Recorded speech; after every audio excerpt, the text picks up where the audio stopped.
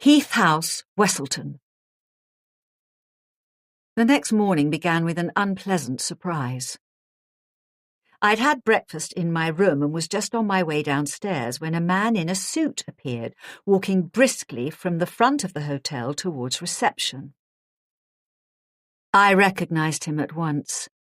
Those angry eyes, his black skin, muscular neck and shoulders, even the way he walked, as if searching for a wall to bulldoze his way through. With or without his promotion, there could be no mistaking Detective Chief Superintendent Richard Locke, and I briefly considered turning round and going back to my room as if I had forgotten something, rather than risk running into him a second time. He had been angry enough when I had involved myself in his last investigation. But I was already committed. I couldn't avoid him. So I kept my head down and hurried forward, pretending not to notice him, as if lost in my own thoughts. We passed within inches of each other at the foot of the stairs, and although he must have seen me, he didn't actually recognize me, which I couldn't help feeling showed a distinct lack of observational skills in someone who called himself a detective. To be fair, his mind must have been on other things. I heard him ask for Aidan McNeill and realised he had come to report on the search for his wife and, presumably, his lack of progress. I was glad that Locke hadn't seen me. It was a distraction that neither of us needed.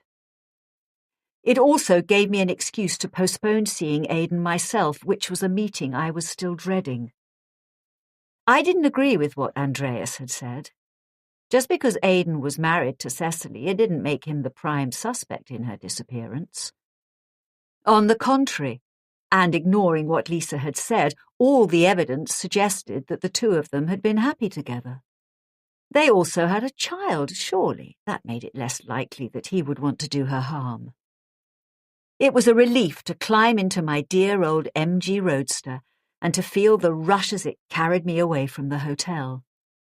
It was a beautiful day, but I wanted to get on the road as quickly as possible and waited until I got to the end of the drive before stopping and folding down the roof.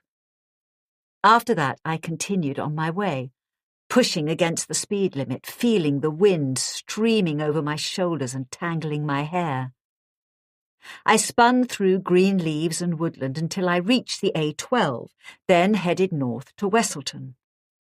Frank Paris had visited somewhere called Heath House on the day he was killed. I wondered if this was where his relatives had lived and, more to the point, if they were still there.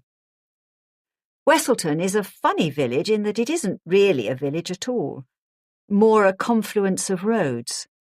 There's the Yoxford Road to Yoxford, the Dunwich Road to Dunwich, and the Blytheborough Road to Blytheborough.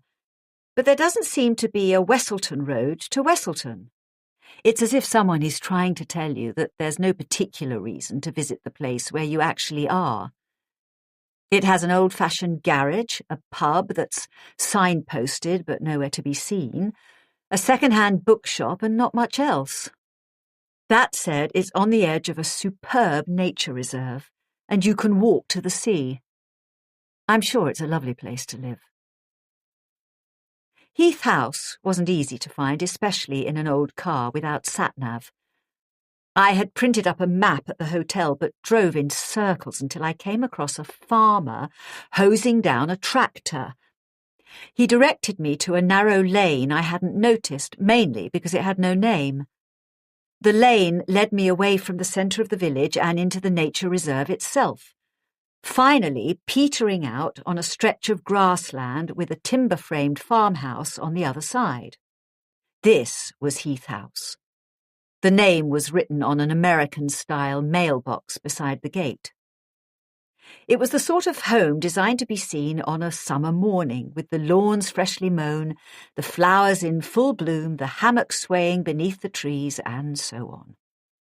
It must have been 100 years old, and even without going in, I knew there would be exposed beams and open fireplaces, comfy nooks and ceilings where you would have to be careful not to bang your head. It wasn't particularly beautiful, The roof had been badly repaired, with tiles that changed colour halfway across, and an ugly modern conservatory had been added to one side. But it was a house that was completely comfortable with itself. It must have had 5 or 6 bedrooms, 2 of them tucked up in the eaves. A set of wind chimes hung from a tree, tinkling meditatively in the breeze. I parked the car and got out. There was no need to lock it or close the roof. As I opened the gate, I noticed a man in dark blue overalls painting a window frame. He was short and thin, quite pale, with close-cropped hair and round glasses. Did he own the house, or did he work for the man who owned the house? It was hard to be sure. "Hello," he said. He didn't seem at all surprised to see me. He was smiling. "Do you live here?" I asked. "Yes. How can I help you?" I hadn't been prepared for such conviviality, and I wasn't sure how to introduce myself. "I'm very sorry to bust in on you like this," I said, "but I wondered if I could have a word." He waited for more. "It's about Branlow Hall." At once he was interested. "Oh, yes. I'm staying there." "Lucky you, it's a nice hotel." "I'm asking questions about something that happened quite a long time ago. Did you by any chance know a man called Frank Paris?" "Yes, I knew Frank." He noticed he was still holding the paintbrush and put it down. "Why don't you come in and have a cup of tea?" It baffled me that he was so amiable. He seemed not just willing, but eager to talk to me. "Thank you," I said. I held out a hand. "I'm Susan Ryland." He examined his own hand, which was smudged with white paint. "Martin Williams, forgive me if I don't shake hands. Come this way." He led me round the side and in through a sliding door. The interior of the house was exactly as I had imagined it. The kitchen was large and homely, with an Aga, an island for food preparation, pots hanging from the rafters, and a pine kitchen table with 8 chairs. It had modern windows looking out onto the garden and an archway leading into a hallway with red brick walls, a round antique table, and a staircase leading up. The family did its shopping at Waitrose. There were 2 bags for life on the floor next to a row of Wellington boots, a cat litter tray, an ironing board, tennis rackets, a laundry basket, and a bicycle pump. The house wasn't untidy so much as lived in. Everything was where it was meant to be. Ordnance survey maps and bird-watching books lay spread out on the table, along with a copy of The Guardian. There were framed photographs everywhere, 2 girls from infancy to their early 20s. "Builders or peppermint?" Martin asked, flicking on the kettle.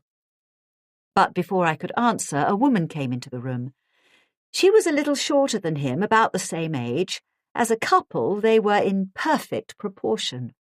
She reminded me a little of Lisa Traherne. She had that same angry quality. The difference was that she was more defensive. This was her territory, and she didn't want me here. "This is Joanne," Martin said.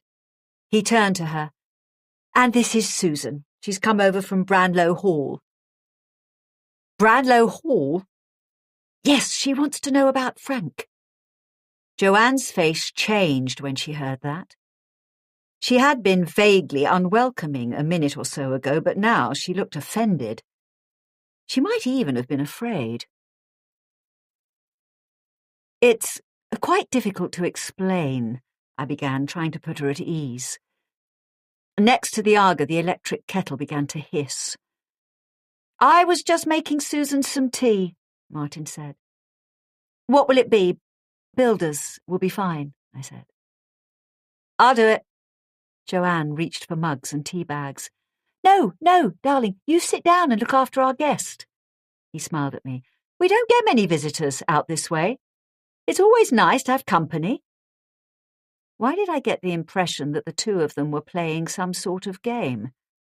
They reminded me of the husband and wife in Who's Afraid of Virginia Woolf, the ones who invited a young couple into their home only to rip them apart.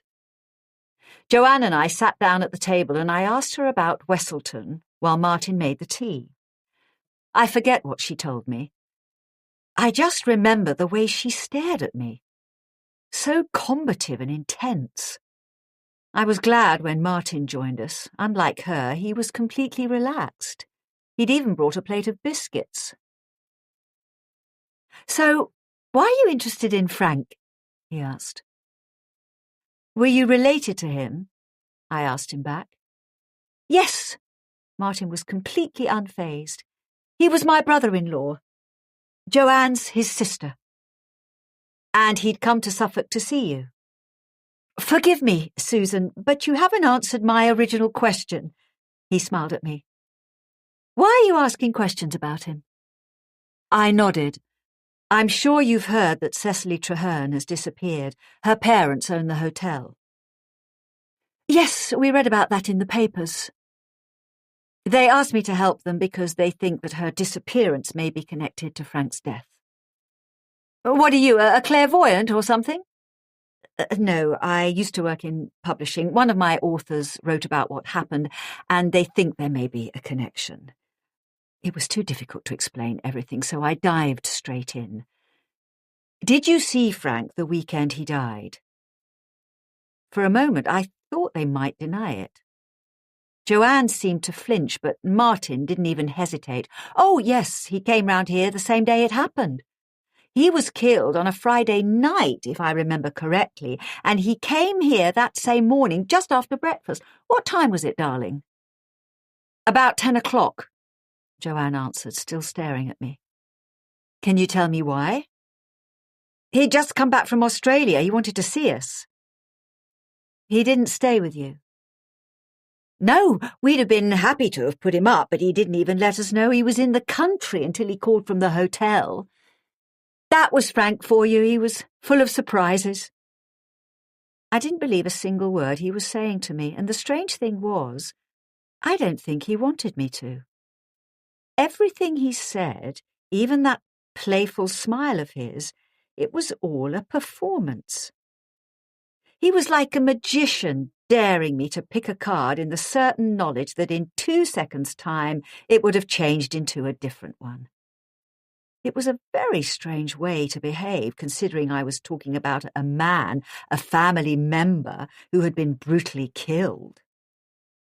I turned to Joanne. I thought it might be easier getting through to her. "Look, I hate intruding," I said. "I know it's none of my business, but as I explained, I'm just trying to find Cecily, and anything you can tell me about what happened that weekend might help." "I don't think we have anything to say," Joanne began. "You can ask anything you like," Martin cut in. "We've got nothing to hide." In Alan Conway's novels, people only said that when they most definitely did have something to hide. I looked around me.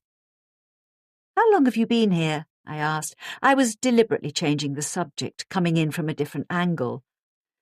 "We moved in around..."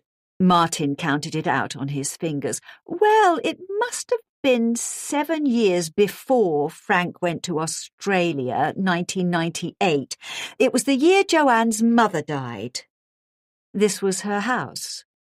"Yes, we were living in London before that. I was working for an insurance broker in the city. Guest Krieger. I don't suppose you'll have heard of them. They specialise in art." "I don't have any art." "Well, fortunately, there are plenty of wealthy clients who do." He flashed that strange smile of his. It was beginning to annoy me. "Joanne had always wanted to move out of London, and as it happens, most of my work is done over the telephone, so it doesn't matter where I am. Our girls were just about to start school when this house became available, and so we moved in." "Where were your girls at school?" I asked. "Woodbridge School." "My sister sent her children there," I told them. "My partner used to teach there." "It did very well for them," Joanne said, loosening just a little. "They're at university now."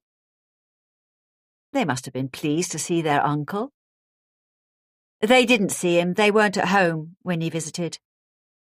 And he didn't want to meet them after he'd come all the way from Australia. Frank was here on business, Martin said, allowing just a little impatience to creep into his voice.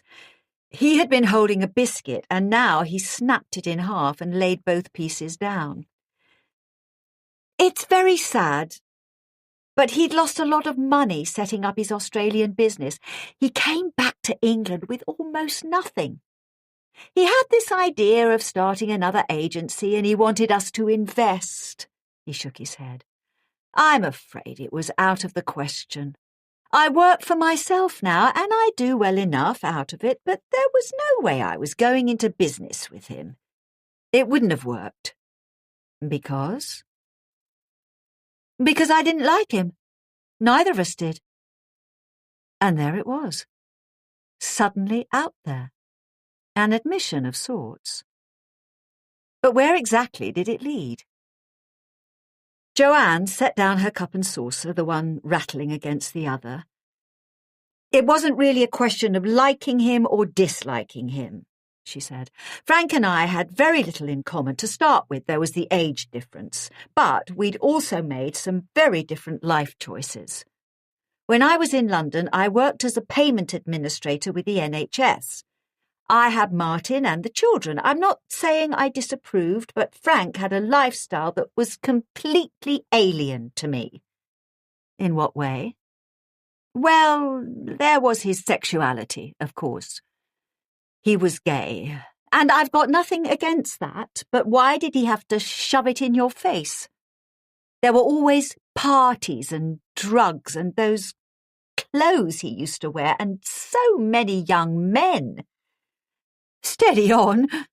Martin seemed amused by his wife's indignation. He tapped her gently on the arm.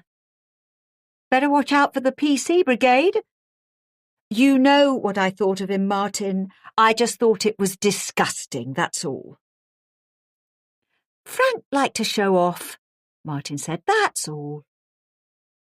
So what happened when he came here? I asked. He told us that he'd lost a lot of money. Martin had taken over again. He wanted us to help him. We said we'd think about it, although we'd both made up our minds that it wasn't going to happen. We called him a taxi and he went back to the hotel. Did he mention the wedding? As a matter of fact, he was quite pissed off about it. The place was jammed and there was a big marquee in the garden which spoiled the view. He said they should have given him a discount. Did he say anything about Cecily or her fiancé, Aidan McNeil? He didn't mention either of them. I wish I could tell you more, Susan, but he was only here for about 45 minutes. We had tea, we talked, and then he left. Joanne clearly wanted me to do the same. I had finished my tea, and no second cup was being offered. I got to my feet. You've both been very kind, I said. I may be in Suffolk for a few more days. Do you mind if I come back? You're welcome any time, Martin said. If you have any more questions, we'll be happy to answer them. Won't we, Jo? Let me show you out. Joanne had got up too. She gestured towards the archway. If she had been just a little less formal, she might have escorted me through the sliding doors the way I had come in. But she clearly felt a need to take me through the hallway and out through the front door, which was how I came to see the cork board half concealed behind the Aga and, as we walked past, the business card pinned in the corner. Wesley and Kahn, solicitors. Framlingham. It was Sajid Khan who had told Lawrence and Pauline Traherne where they could find me. He had once represented Alan Conway. In what way, I wondered, was he connected to Martin and Joanne Williams? I was about to ask Joanne how she knew him, but I never got the chance. She had been tight-lipped as she led me out of the kitchen, but suddenly she turned round and I saw that something extraordinary had happened. She was furious. She was staring at me as if she wanted to kill me. I don't want you to come here again, she hissed, keeping her voice low so that Martin wouldn't hear. I'm sorry? Just go away. We never wanted to see Frank, and we don't want to see you. Whatever's happened at the hotel, it's got nothing to do with us, so piss off and leave us alone. I don't even remember stepping out of the house. I just remember the door slamming behind me and being left with the knowledge that I had no idea what had just happened. But whatever it was, it made no sense at all.